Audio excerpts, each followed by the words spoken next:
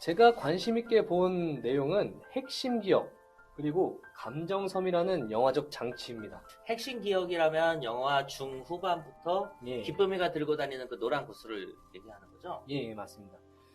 그리고 감정섬은 감정, 본부에 연결되어 있는 각각의 추억에 담겨 있는 섬들인데요.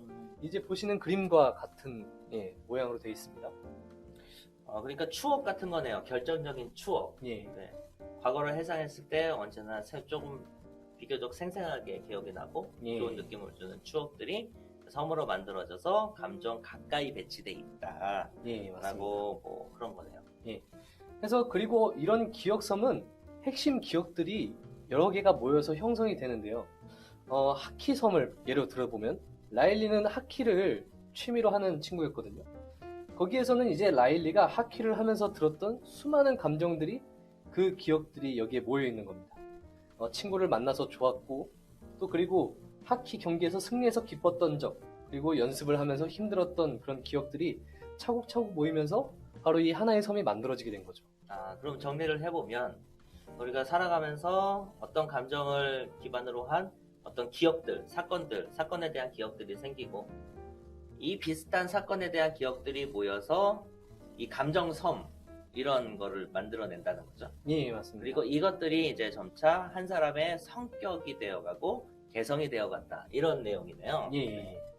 그래서 감독이 이 영화를 기획하고 또 그리고 시나리오를 잡을 때 최근의 인지 과학 연구 자료들을 많이 이렇게 섭외를 하고 참고했다고 합니다. 공부 많이 하고. 예, 맞습니다. 공부를 상당히 많이 했다고 해요. 그러면서 이런 시스템들에 반영이 된 것 같고 특히 핵심 기억에 관해서는 내용이 굉장히 와닿았습니다. 왜냐하면 이 영화를 보면서 좀 생소한 단어이긴 해요.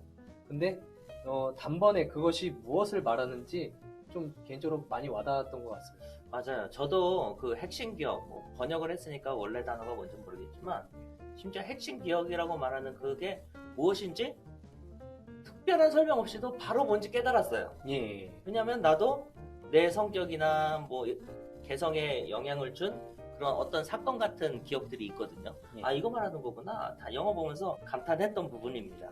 그래서 저는 중학생 때 이 한창 외모에 신경이 많았을 그 시기였는데 이 머리를 좀 마음에 안 들게 너무 짧게 이제 잘랐던 거예요. 그러면서 제 개인적인 컴플렉스가 또 이제 확 와닿으면서 마음에 그런 불편한 그런 심리가 일어나면서 막 제 겉에 드러나는 표현으로는 학교도 가기 싫다. 막 우울해지고 분노가 일어나고 예, 막 그런 복합적인 그런 기억들이 그때 당시에 이제 진하게 남아있던 것 같습니다. 저도 비슷해요. 저도 외모에 대한 콤플렉스나 뭐 이런 것들로 발현된 게 있는 게 중학교 때 양말을 신고 가게 되는데 뭐 실내화를 갈아 신어야 되니까 실내화 갈아 신기 위해서 신발을 벗었는데 양말에 빵꾸가 난 거예요. 집으로 갔다 오기엔 이미 늦었고 이거를 막 숨기기 위해서 막 발가락 사이에 어떻게 넣고 밑으로 끌어넣고 막 이러는데도 막 계속 나오거든. 그때의 기억이 생생해요. 근데 이때 이후로 제가 외부 사람들, 타인이 나를 어떻게 보는가에 대해서 더 세심하게 반응하고 걱정하고 그렇게 됐던 것 같습니다. 그러네. 이렇게 생각해보는 것도 참 좋네요. 예, 맞습니다. 이런 핵심 기억들을 토대로 형성된 이 기억섬들은 이 영화의 전개를 따라가다 보면서 대변화를 겪게 되는 것을 또 우리가 함께 포인트로 볼 수가 있습니다. 그쵸. 이 섬들이 무너져요. 감정 본부를 둘러싼 이 감정섬들이 점차 회색빛으로 변하게 되는 거예요. 이 좋았던 기억들, 그간에 있었던 감정들이 일순간에 이렇게 회색빛으로 변하고 이게 무너져 내리면서 사라지는 거죠. 의미가 없어졌다라는 거죠. 예. 그러면서 라일리의 내면에서 일어나는 이 대격변 속에서 기쁨이와 슬픔이는 그 모든 상황들을 지척에서 지켜보는 상황에 놓이게 됩니다. 이런 핵심 기억들을 토대로 만들어진 섬은 우리의 개성을 뒷받침하게 되는 그런 역할을 하게 됩니다. 그래서 그것이 무너진다는 것은 내 개성이 무너진다는 것이고 자아의 정체성, 나아가서 인격 형성에 큰 문제가 생기게 되는 것이죠. 그렇죠. 네. 저도 그걸 보면서 이 부분이 가장 클라이막스였어요. 영화의 가장 클라이막스였고 예, 더 극적인 반전을 제공하는 결정적인 순간이기도 했죠. 예, 맞습니다. 끝난 것 같은데 예, 그래서 다시 새롭게 시작되는 반전이 일어나니까요. 예, 실제로 모든 섬들이 다 무너지게 됐는데 이 반전은 바로 기쁨이가 슬픔이에게 이 핵심 구슬을 만지게 해주는 데서 일어나게 됩니다. 아, 기쁨이가 라일리의 잃어버린 미소를 되찾기 위해서 예. 그 모든 모험들 속에서도 지켜냈던 그 기쁨이 담겨있는 노란색 구슬. 아, 맞습니다. 이 노란색 구슬을 이제 이것만 라일리가 떠올릴 수 있다면 다시 해피해질 거야 라고 생각해서 지켜왔는데 그거를 예. 먼저 슬픔이한테 양보한 거죠. 예, 여러분들 보셔서 아시는 분도 있겠지만 슬픔이가 이 기억을 만지면은 슬픈 기억으로 변하게 되거든요. 예, 그것을 항상 기쁨이는 이제 경계했고 만질 수 없게 했고 그렇게 이제 했었는데 슬픔이에게 이 행복했던 그 구슬을 그 기억을 만질 수 있도록 기쁨이가 내주고 있는 겁니다. 예, 왜 그랬죠? 그러면서 이 기쁨이가 이 그동안의 시간을 통해서 그 과정을 통해서 깨닫게 된 게 있었어요. 바로 기쁨으로는 덮을 수 없는 감정이 있다는 겁니다. 뭐냐면 인생에서 생기는 슬픈 이야기, 그런 슬픈 일들을 모두가 인정하면서 살아야 된다는 그런 메시지를 전해주고 있는 것이죠. 그쵸. 기쁜 게 좋을 수도 있지. 예. 기쁜 게 좋은 거니까. 그래서 예. 그렇다고 해서 모든 걸 다 기쁨으로 만들 수는 없는 거예요. 예. 기쁨이 최고의 감정은 아니니까. 예, 맞습니다. 기쁨이가 그걸 깨닫게 된 것이고, 예. 그래서 이때에는 가장 라일리에게 필요한 감정이 너야 그러면서 슬픔이에게 그 행복했던 기억 구슬을 양도한 거죠. 아, 맞습니다. 근데 저는 이 부분이 정말 섬세하게 잘 만들어졌다고 생각하는 게 그 예. 앞전에는 슬픔이가 핵심 구슬을 만지면 파랗게 돼요. 예. 그냥 슬퍼지는 거죠. 예. 그런데 여기에는 완전 다른 게 슬픔이가 그 기쁜 구슬을 만졌을 때에 그냥 파랗게 되는 게 아니라 섞입니다. 예.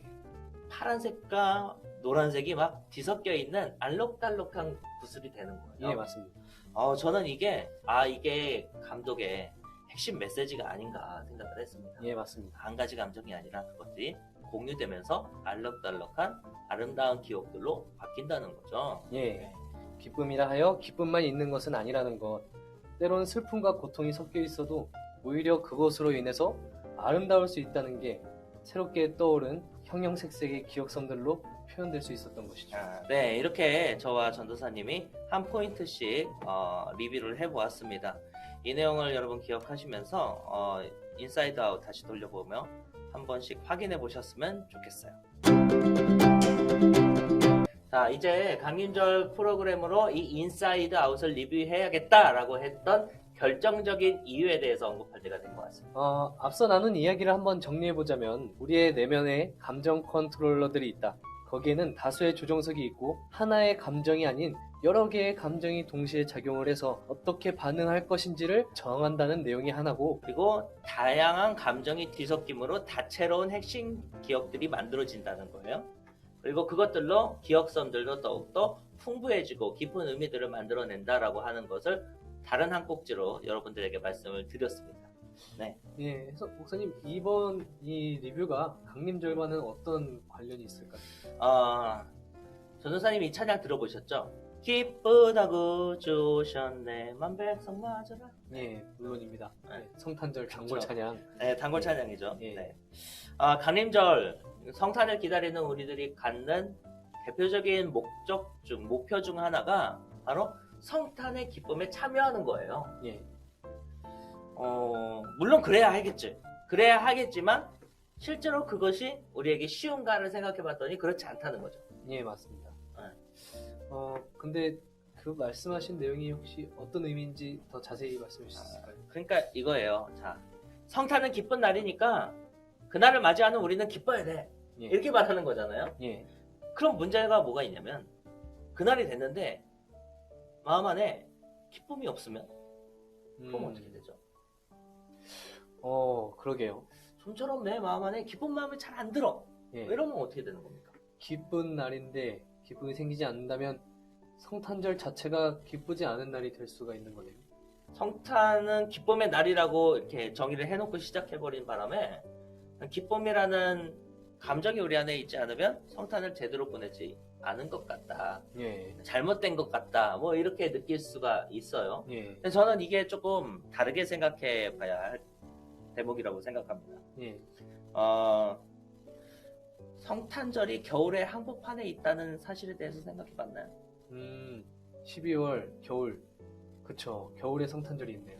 그죠? 너무 당연한 일이긴 한데 예. 저는 이것이 구조적으로 우리들에게 주는 의미가 있다고 생각해요.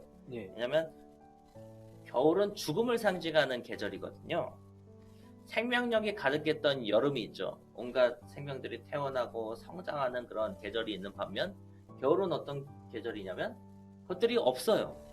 이파리가 다 떨어지고 앙상해지고 가을에는 곡식들이 가득 차 있던 그 들판이 다 이제 추수를 했으니까 없어지고 황량해졌잖아요. 예.